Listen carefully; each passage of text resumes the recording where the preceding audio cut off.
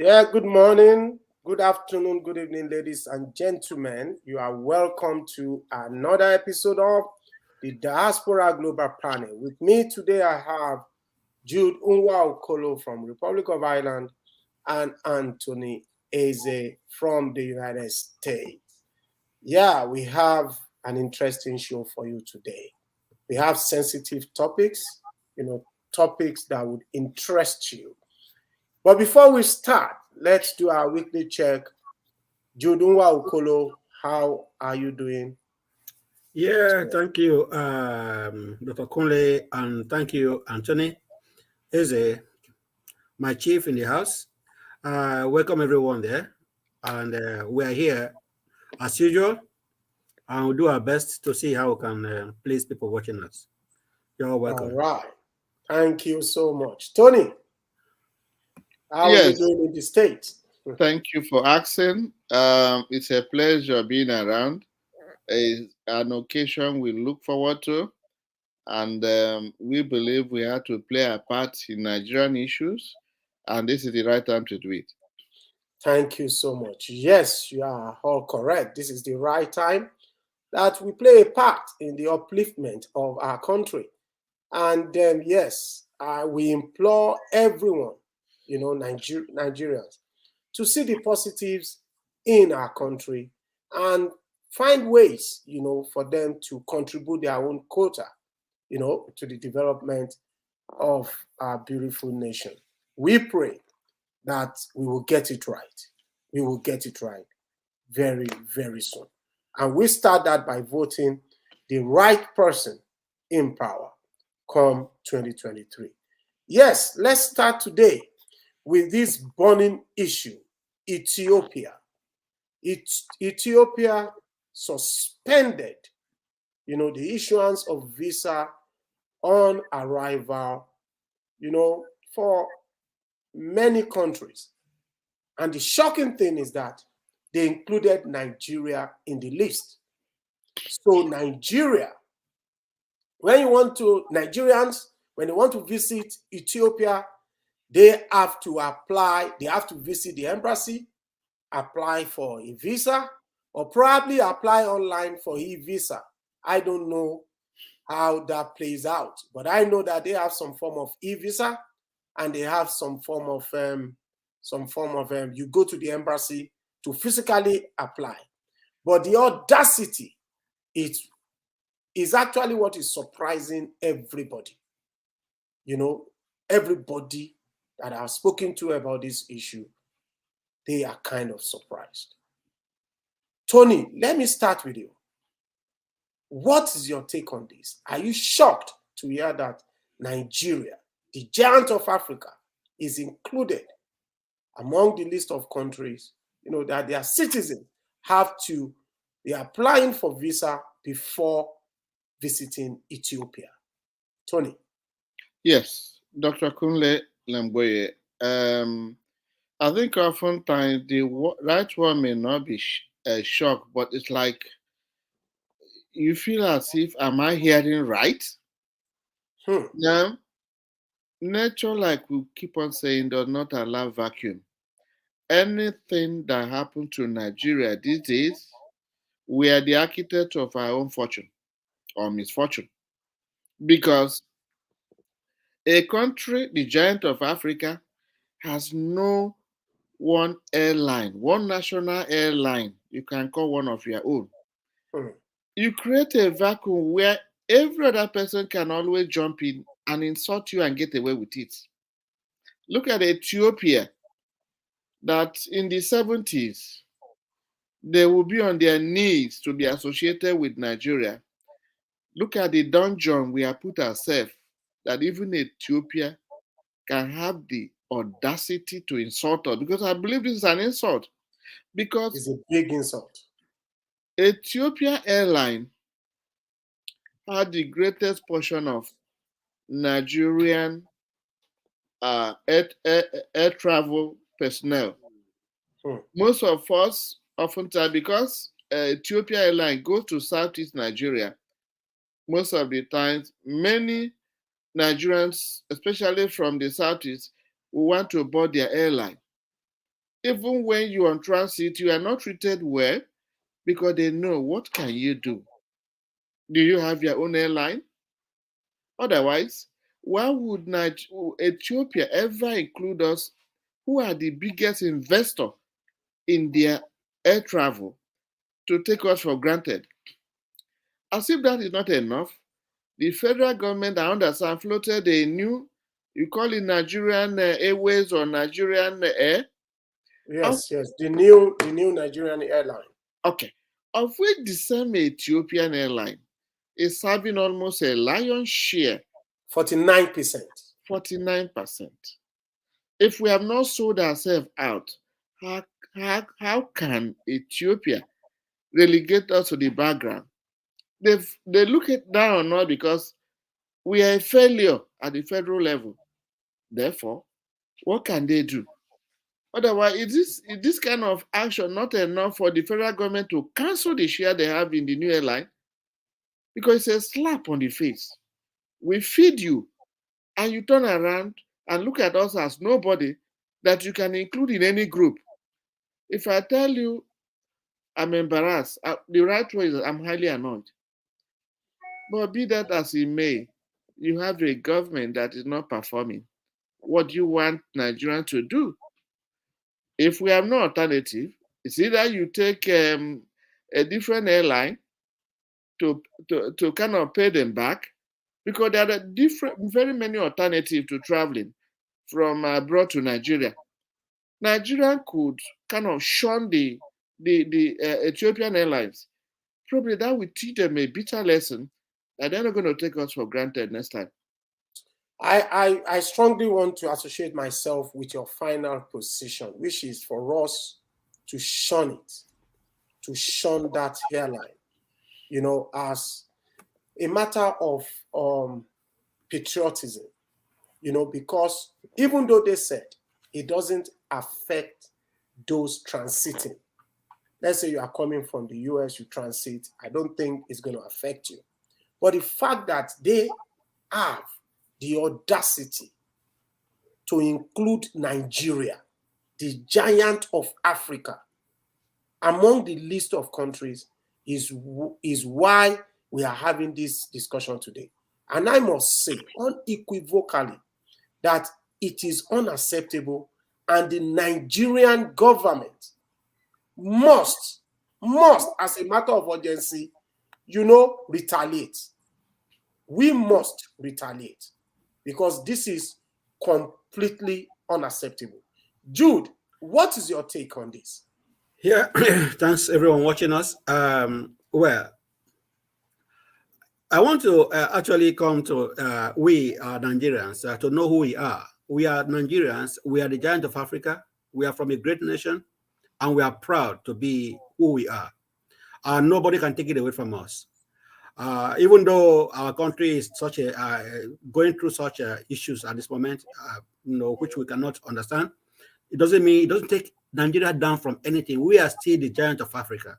We still lead the shore of Africa, and everywhere we go, they look at us, Nigeria, and they fear us.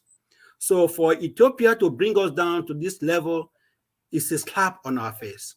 And we have to retaliate by telling them no, that we are Nigerians and we will not accept that.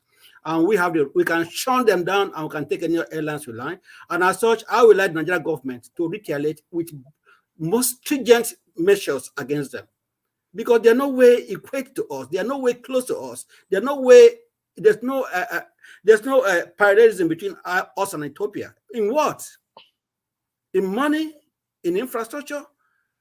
I mean, they can't bring us down to that extent. They are not British. They are not Americans. They're not even South Africa. For Ethiopia to bring us down is a shame. It's a slam on us.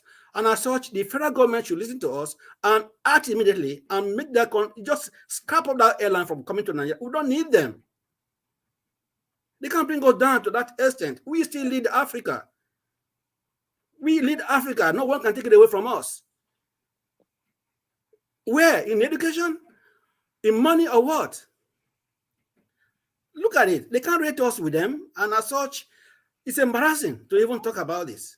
Honestly, it's a slap on our face. It's a slap to all Nigerians that Nigeria has been included in this list. And I must say that I will join Tony, and I'm going to join you, Jude, in calling the federal government of Nigeria to take appropriate measures and mount pressure on the Ethiopian government to scrap this nonsensical measure against Nigeria.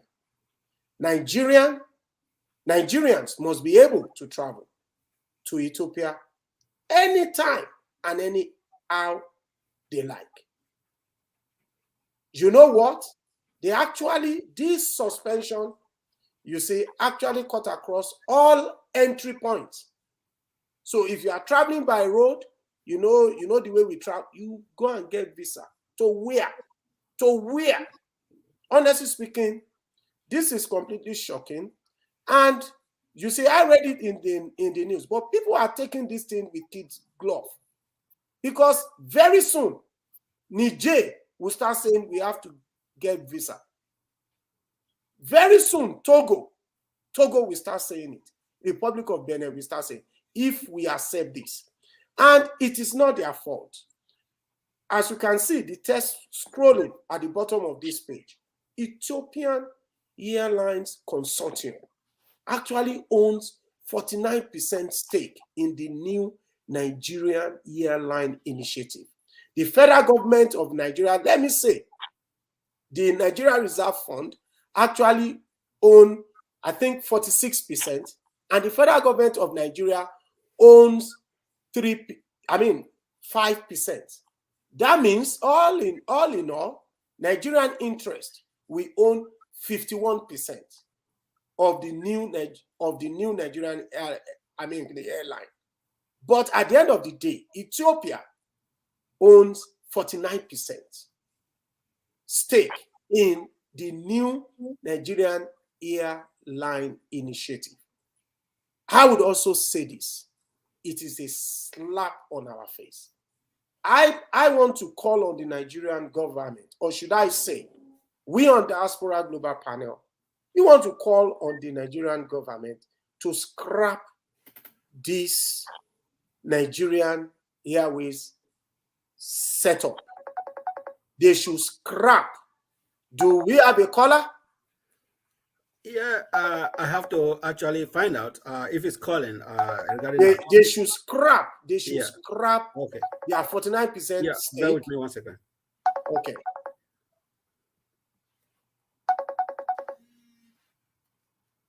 Okay. Tony, you know what? You have said it all. Yeah. And I think that your position, I think, is correct. And you know me, I am usually measured. I try to be measured in my responses to issues. Yeah. But with this, I must say, this is outrageous, and let's just bury it at that. Yeah. Let's just move on. Yeah. Because we have a lot to discuss today. Yeah, I will just add few lines to that. Okay. In the case of Nigerian either new airlines, I don't know the new name they call it. No, I don't think they have a name yet. It's just a... All right. If they have opportunity to shake them up with the terms and conditions of this contract.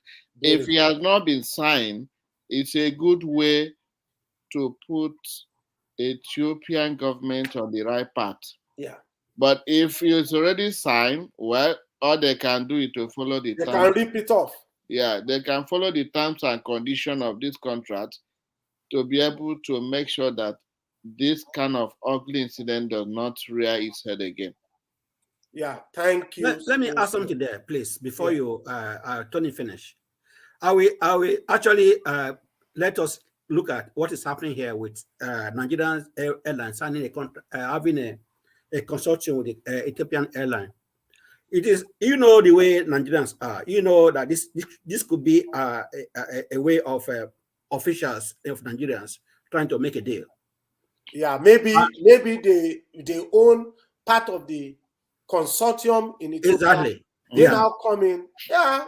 So it's not that Nigeria would have a partnership with Ethiopia. I don't see the reason why they should do that. We don't have any proof of that. That would be an allegation. Right. That would be an allegation that probably the 49% stake coming from Ethiopia, okay, could have some partnership with some Nigerians. It's possible. I'm not saying it's not, but it will be an allegation. Right. Okay. Yeah. So we are just saying that we are calling on the federal government of Nigeria, and I think this position is unanimous, that we are calling on them to shake them up, to probably scrap the deal, and force them to reverse this nonsensical decision of removing Nigeria, from the list of those that can apply for visa on arrival. Nigeria is the giant of Africa. Forget about South Africa. No country in Africa has our strength. Of course, we are going through a tough time. We know that, but I strongly believe that 2023 will be the beginning of our recovery. We are going to recover, and we are going to bounce back. Ghana recovered, Rwanda recovered, Burundi recovered, and this same Ethiopia, they recovered as well. We are going to recover, and 2023 will be the beginning of the process. Should I move on to the next topic? Because this is also a sensitive one. We all heard the news that NNPC discovered 4 kilometers length of illegal pipeline running from Shell Forgado's terminal to the deep sea. And we don't know who has been, siphoning Nigeria's oil through this pipeline.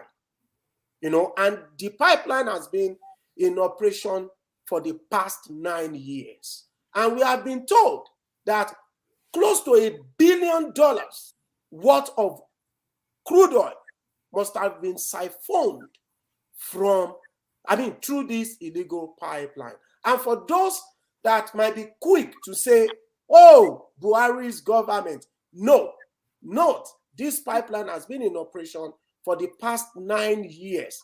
And that was during Jonathan. We are not saying Jonathan is involved or anybody is involved. But what we are saying is this: to have a pipeline of such magnitude operating from Shell Forgado's terminal to the deep sea, I don't think, a small company can do that. This effort would have a combination of multinational, companies involved. This is what I think. Let me just leave the floor. Let Tony, step in. What is your take on this? Are you not shocked? And do not forget, last month, they arrested a vessel that had over 3 million barrels of oil. They arrested of Nigerian oil in Equatorial Guinea. What is happening in our country? Our people are living in penury, yet our wealth is being stolen by some few selected people. Tony, please, I want you to delve in. What has just happened? What have we just discovered? 4 kilometers. 4 kilometers is huge. Siphoning oil from a terminal operated by Shell or close to it, because Shell quickly came out to say, the illegal pipeline is actually about 30 kilometers away from our Shell Forgado's terminal.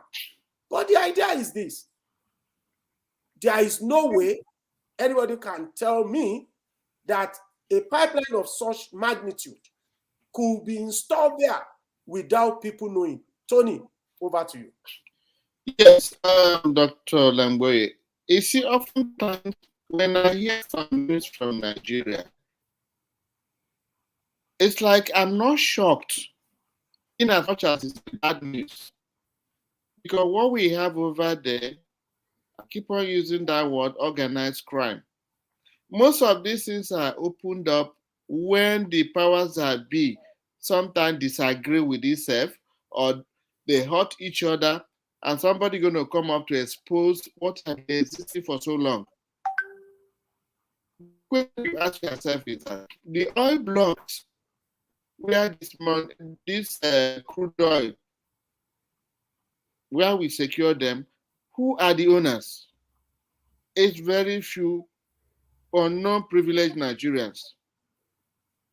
These are supposed to be controlled by the government, revenue adequately accounted for. But here we are, the favored ones, the sacred cows, they have these oil blocks. People have been reporting for a long time of illegal bunkering, illegal sale at the high sea. So it's not news. The thing is that you gave us hope by saying the 2023 election will take Nigeria to a higher level. Because any Nigerian pretending to be surprised in this news maybe is living in the past. There are these things this crime are being committed every day. Unfortunately, no matter the number of exposure to exposure of this crime, nobody going to be punished because the owners, the small portion of owners of Nigeria, they do things and get away with it. These things are not new. They happen every day, but who gonna punish them? Even if you decide to use a magical wand to call out the names of these people who are involved, the ones you called out before, which jail, which court tried them? We pray that the election will bring out the right brain, the right group of people who have shame of standing for the truth and making sure that Nigeria get to the proper level in society, expect because what we have is that people are stealing every day. And guess what? When they see somebody a common Nigeria, who steal a barrel of crude oil, they will make all the noise in the world. And the person punishing him and his gang are stealing millions every day. Okay? The one you mentioned about a ship having a crude, who are they now? Which jail are they? Which investigative group have handled that? So Nigerians are not being surprised when these news are coming because their hands are tied. Even those who can come and give witness will not be coming forward because they are not sure what will happen to them and their family. So all we are saying in effect is that let Nigerians wake up. Make use of your PVC. If you have one, if you don't have one, cry out so that probably you can get one. Because a lot of Nigerians are making noise on the social media how they clean Nigeria by voting somebody of their choice. Unfortunately, they don't have even PVC. A greater majority of those who are making noise are living abroad like us. Some of them are not even going there to vote so that the right person can come in. All hands must be on deck to save Nigeria. We should quit only complaining. We should go in and actualize what will lead us to success. Thank you, Tony. And I think you are very, very correct. And let me say this to those people that are saying that, oh, we have Atiku, we have Buhari, we have this, we have that. I mean, we have Bola Ahmed Tinubu. I said Buhari, and we have we have people vying that we don't necessarily like. Let me advise you. Try and assess these candidates, assess their records, and vote for the person that you think can help Nigeria. You see, I know this will be a choice between many evils. Okay, I know that until the Nigerian National Assembly, do the needful in terms of independent candidates, there is nothing any of us can do other than to play in the politicking that we have right now in Nigeria. Stop saying, I don't like, they are part of the old cargoes, they are part of those that destroyed Nigeria. Yes, I wouldn't disagree with you, but I'm just imploring you to get your PVC, renew your PVC, reactivate your PVC, and play in the politicking come 2023. Make sure you go out and vote. Vote among, or vote one person out of the candidate. Use this law, the lesser of many evils. Because Nigeria, we don't have independent candidacy in our legislation, in our constitution right now. So let me just go back to Jude. Jude, you have heard it. Yeah. 4 kilometers illegal oil theft pipeline discovered at Shell's Forcados terminal. And these people have been stealing our oil for the past 9 years. And this pipeline, is connected right into the deep sea. Dr. Kunle. What is your take? Yeah. Dr. Kunle, you know the answer. In 9 years ago, during the time of Jonathan, Goodluck Jonathan, the president minister then was Dezani Alison Madueke. Madueke, thank you. You know that is a good point. You know who she was. You knew what the offense she committed. You knew the millions of money that went out from the country. That she stole. She stole. You knew the estate she owned in England. You know everything. You know that they have no remorse. And you know that Jonathan himself, who supposed to monitor that ministry, did nothing. And continue that. We're talking about Jonathan. Continue that we entered a new dispensation of Buhari. And Buhari is now the new petroleum minister. For the last 7 years. It is disheartening that when we are crying that we don't have money for our citizens, and there's such a thing that existed for the past 9 years, a money that will be enough to feed average Nigerians for the last 9 years. Close to $1 billion.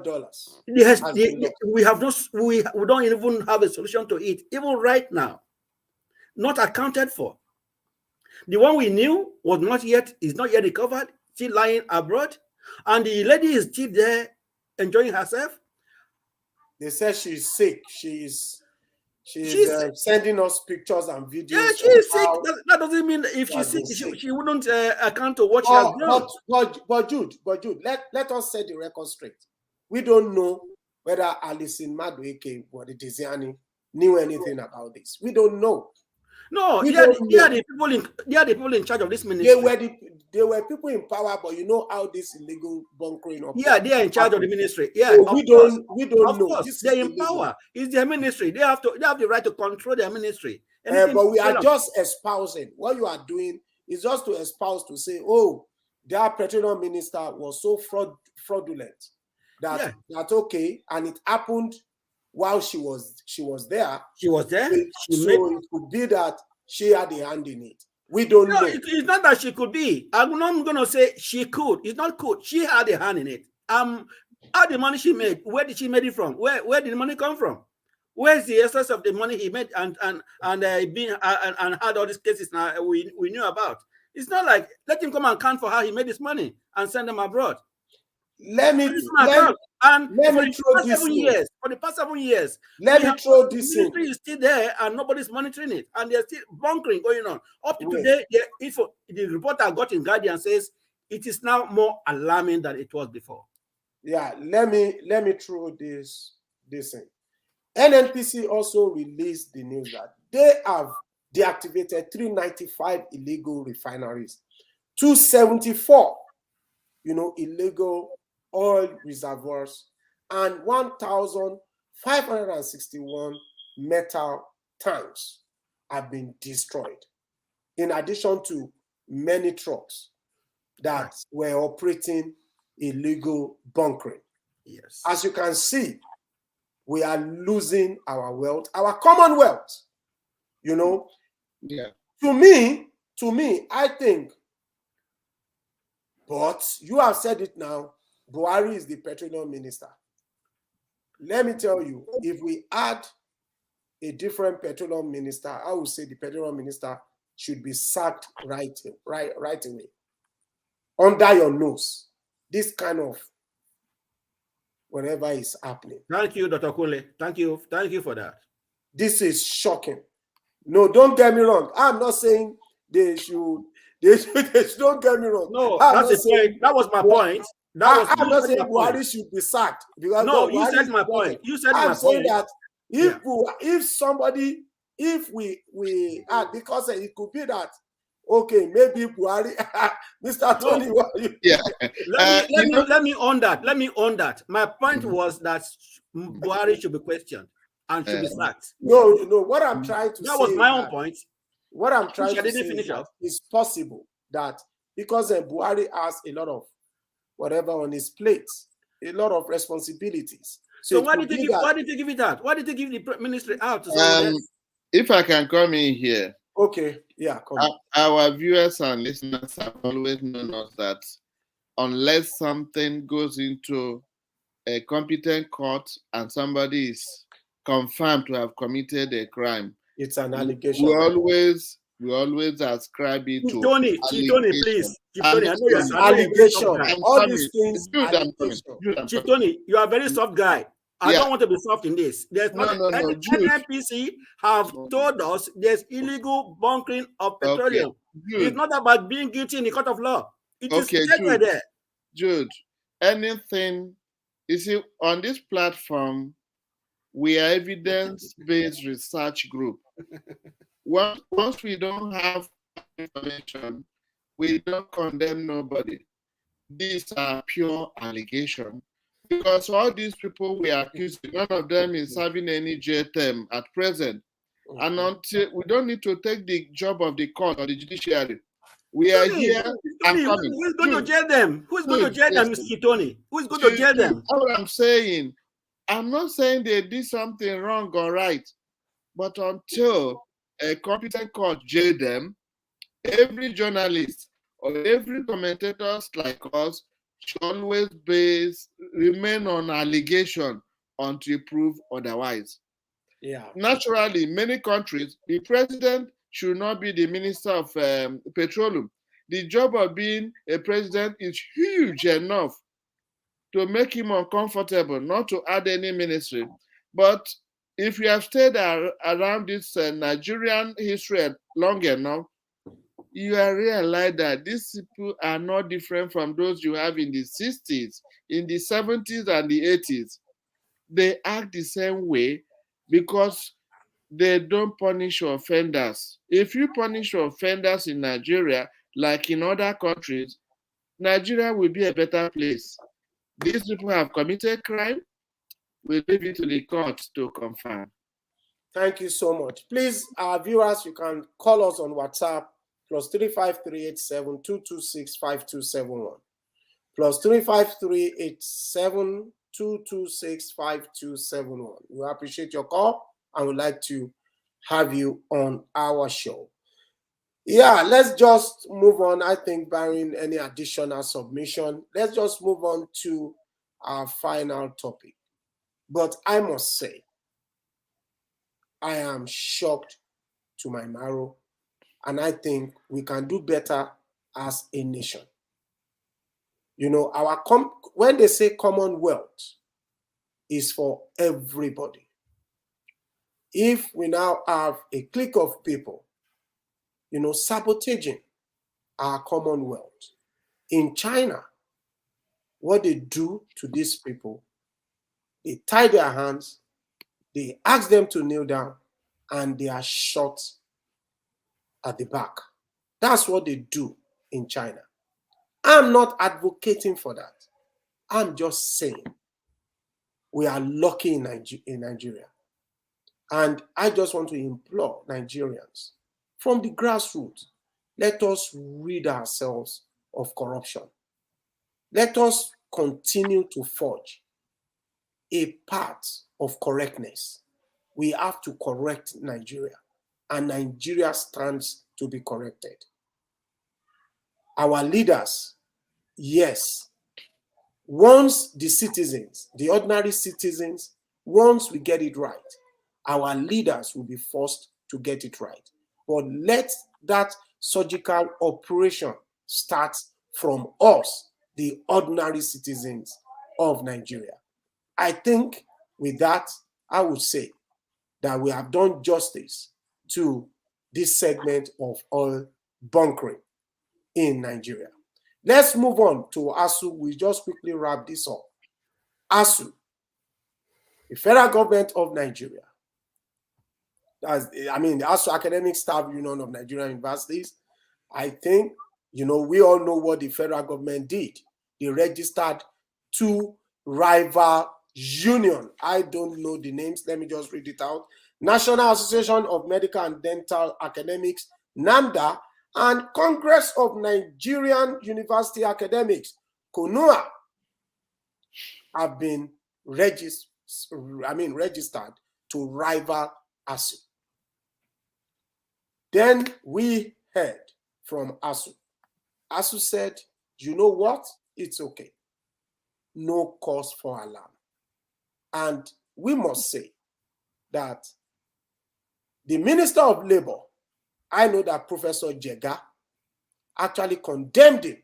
He condemned Ngigi of taking the issue of ASUU personal. And we remember when Gbajabiamila, the Speaker of the House of Representatives, decided to have a meeting with the ASUU group and the federal government group led by Ngigi. We know that Ngigi walked out of the meeting. He disrespected our Nigerian professors, I must say. And we know about 2-3 months ago that Malam Adamu, the Minister of Education, also walked out on NAMS, the Nigerian students.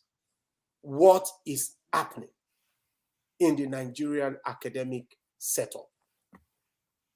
Tony, let me start from you. Okay. Let's bring it down to the basis. If you send a child on an errand and you are the parent, they're going to do your will unless they want to be punished. What the Minister of Education Ngige has done, is it Minister of Education? Minister of Labor is Ngige. Minister of Labor and that of Education, they are just the errand boys of the federal government. The decision is not their decision. They are vessels that deliver the message. Because both of them working out tells us about what the cabal has in mind. None of their children when we keep saying the cabal, do we have another cabal in education, in academics? No. Cabal? We have very, very privileged Nigerians who control you politically, economically, educationally. Wow. They are the owners, they are the founding owners of Nigeria. And when you belong, if you dare take an employment from them, if you don't play by their rule, you're going to get fired. And Nigeria and African countries have a tradition that ministers, lawmakers, president, they never resign for any reason, because they are not there because of you. They are there because of their private pocket. And who want to lose a job? Who's going to put food on the table? So these people are just delivering the message from the federal government. And when you look at members of the so-called federal government, all their children are abroad. They are schooling, most of them, majority. Most of them. If you check the social media, you will see them, irrespective of what is happening in our educational system, they are probably showing the graduation ceremonies of their kids in foreign universities. What a shame. Therefore, what they are doing is that we don't care about your Nigerian education. We know where to train our kids. And as a result, they can use any means, any tools to make sure their will be done. And that's why they don't believe in whatever ASUU is doing, because they think ASUU is fighting for themselves. ASUU is fighting for the Nigerian students. And as such, they don't care. They don't care what happened to the Nigerian students. So all this gimmick of registering, they want the ASUU to play by their rule. Interestingly, the ASUU president confirmed that they are not worried because the sky is very large for every bird to fly. They don't care about the number of union they register because they know their members are responsible and knows what they are fighting for. Are they going to force the ASUU member to join the new union? Hell no. So what is relevant here is that Nigerians should support ASUU because ASUU is fighting for their children. They are not fighting for their own income alone or entitlement. They are fighting for good educational system in Nigeria. And whoever does not want to support ASUU is enemy of progress, enemy of Nigerians. Let it be very clear that we know the agenda of these people. They know what they are pursuing. And if you cross the red line, they find so many ways to deal with you. So registering this union is one of the ways. Thank you, Tony. You said a lot of things there. And in fact, I will even try to unpack them. But then I just want to comment on this because I believe that it's also fair for us, for ASUU, to consider the fact that, what is on the table right now, that is causing, the issues is about the payments system, how their money is being dispersed. It's dispersed through a system that, as you said, that the federal government or certain agencies of the federal government is siphoning, portion of their salary. Okay, so I must say that, federal government and ASUU, should shift ground. And I would like to say that, we have our cultural, inclination and whatnot. We know that, I just want to employ ASUU to shift ground a little, because we are talking about the future of our children, of the Nigerian students. They have not been in school for the past 8 months, and I think that ASUU should shift ground. I'm not saying that, they have to succumb, but just shift ground a bit, meet in the middle, okay, so that our children can go to school. Because at the end of the day, you see, I must say, the children will turn around and start attacking ASUU, in the next 1 month or so, you see it. And I also want to note that some medical schools, you see, most of the medical lecturers are also members of ASUU. But medical schools in the north, like University of Maiduguri, Bauchi, and Sokoto, they broke away from ASUU. And they were lecturing their students. In fact, they graduated new doctors during the period of ASUU strike. So who is losing? You see, medical schools in the north, they graduated students, but the whole of the south, the middle belt, we are at a standstill because we hold allegiance to ASUU. I'm not saying that people should abandon ASUU, and I'm not justifying the actions of the federal government. I think that action is insincere.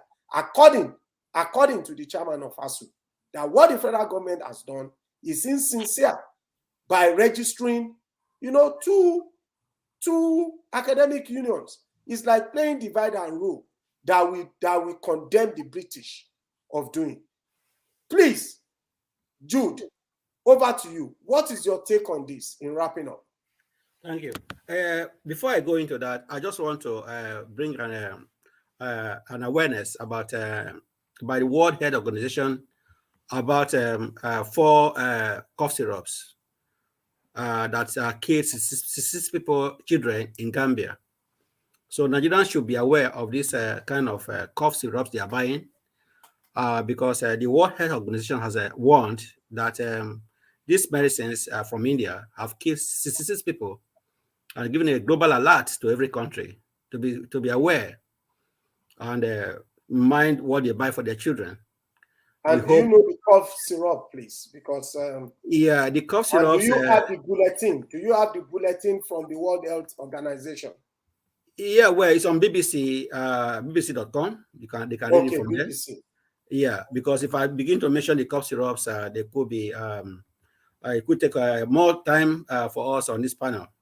But just know the Nigerians should know that when they buy cough syrups, they should find out where they are being made. Is it from India? And find out if it's the one that has been a global alert issued by I can see it here. World BBC.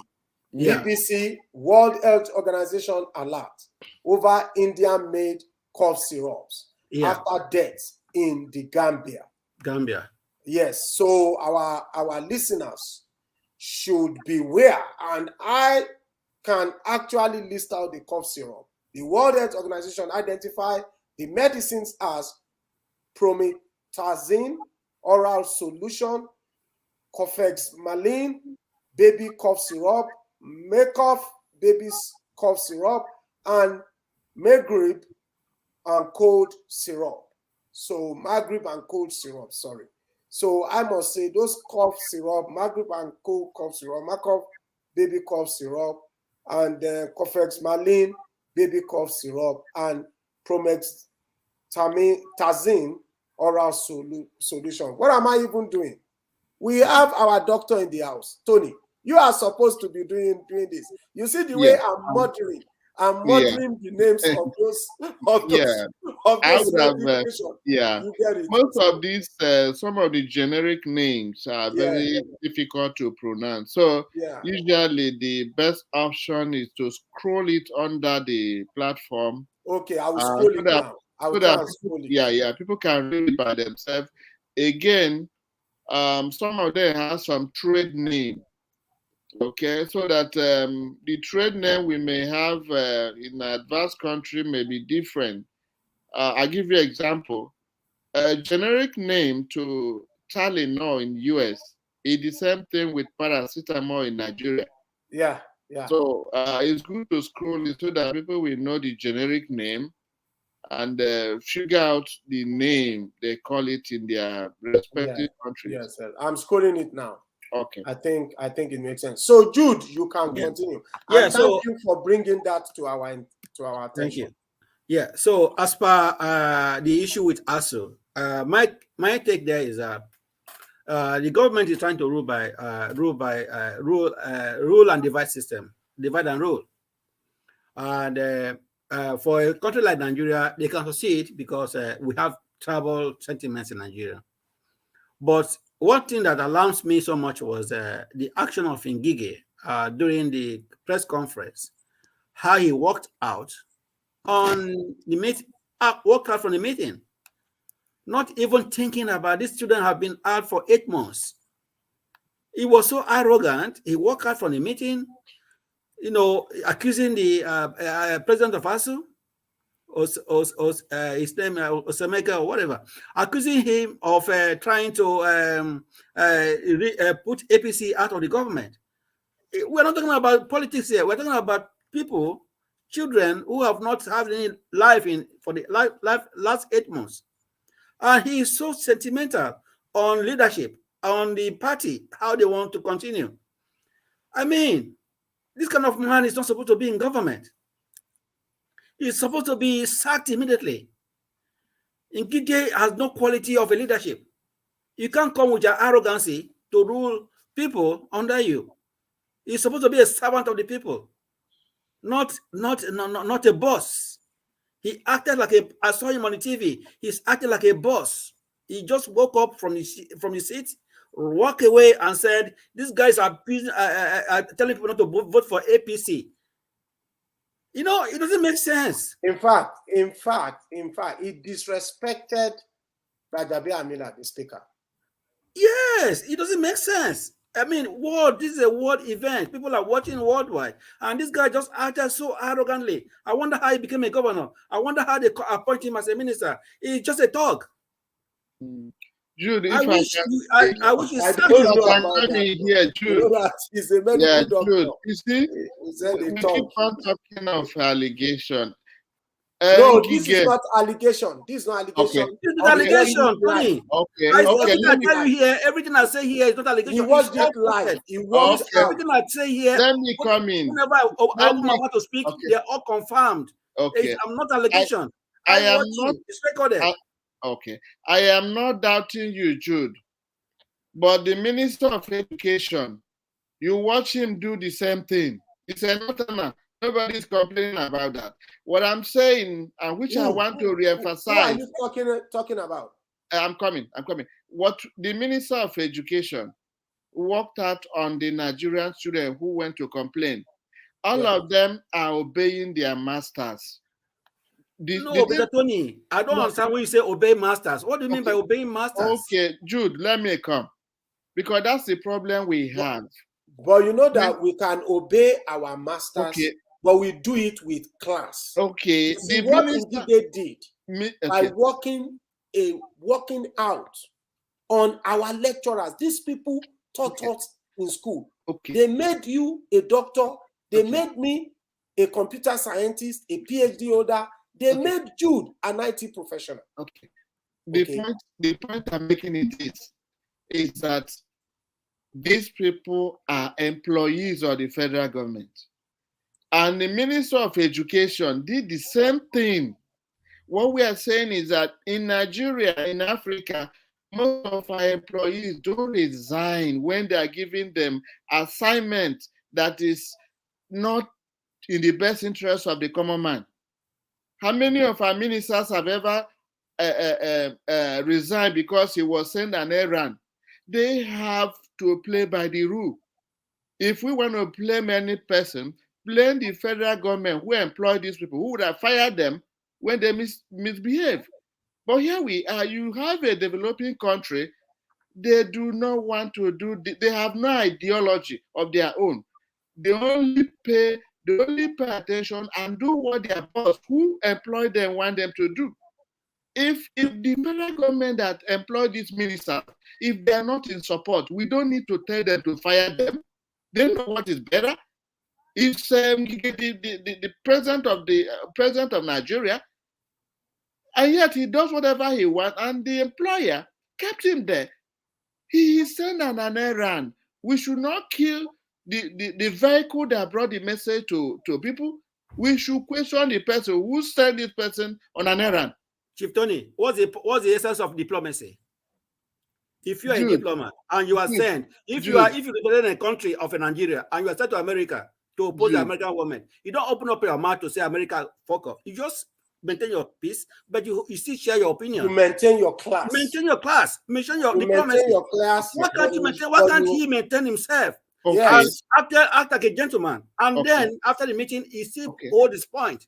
Honestly, I am very shocked and sad. He didn't act like a gentleman. If you watch it on the TV, you'll be ashamed of Nigeria. You'll be ashamed of somebody who's a minister of Nigeria. This is the point, Tony. This is the point, Tony. I want you to just understand.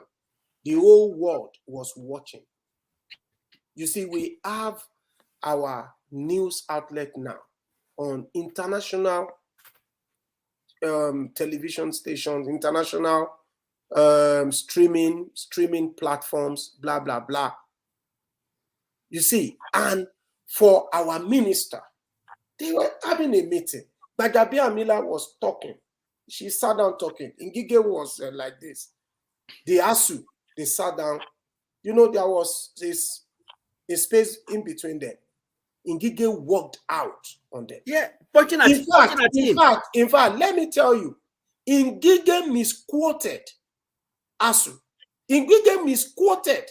You see, honestly, if you watch, it, you will cry for that man. You will be shocked. Okay, You see, let me tell you what happened. You guys are misquoting me. No, we are not. Let me just give our audience. Let me just give our audience the full story. Okay, Ngige misquoted ASUU, and Gbajabiamila was now saying no, that was not what they said. That this is what they said. This is what, as he was saying, the man just got up and walked away. So that is the class. We understand what you are saying. No, you don't understand what I'm saying. Ngige is fulfilling the objectives of his master. I understand. But then what we are saying is that the way he did it was wrong. He could still do the same thing, but with class. That is what Tone Jude is saying. Yes, I can come in here. Yeah. What I'm saying is that I am not supporting what Ngige did. I am against what Ngige did. But my point is that this is what is happening in southern Nigeria. When northerners commit an offense, we don't fight. But when one of our own commit crime, we are the one. Instead of leaving the northerners. Who is our own? Who is our own? Even Malam Adamu is our own. Okay, Dr. Kunle, we know it very well. We don't deceive ourselves. The North do not see the South as one of their own. And I am surprised that you guys are not fighting the Minister of Education who snubbed the Nigerian students. Have you forgotten that we did a show? We did a show on that. Yeah, that's what I'm saying. We did a show. We really called him out. I'm not supporting Ngige. Yeah, get it clear. I'm not fan of Ngige. But what I'm saying is that, and I continue to say, is that we should not blame the vehicle that brings the message to us, blame the person who sent him a message. If we have a good country, we will not be talking this way. They will fire him from the spot. From the spot, it's true.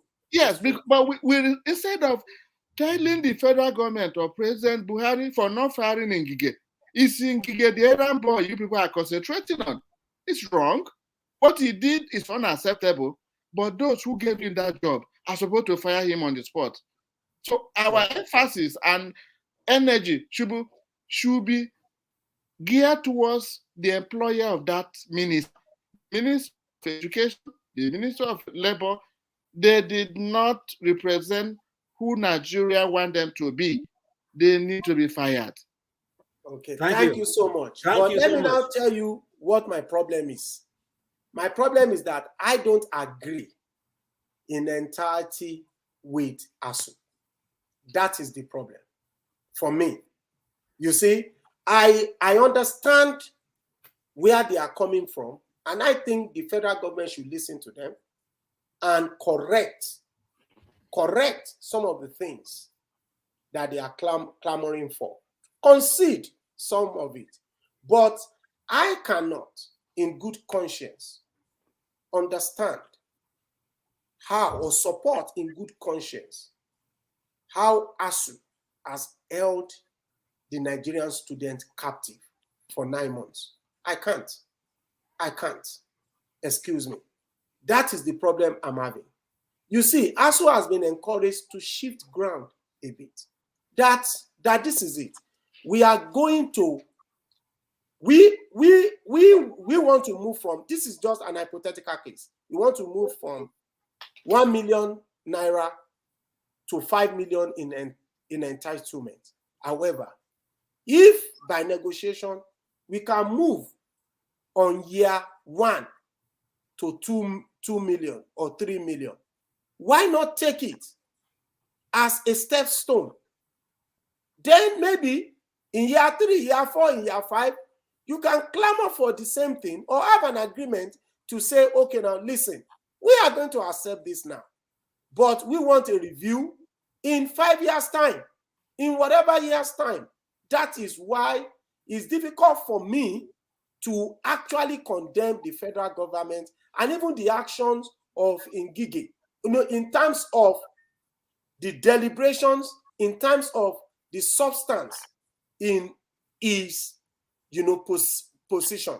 I cannot 100% condemn him, but I am just condemning his action. That, according to us, the Yorubas, they say,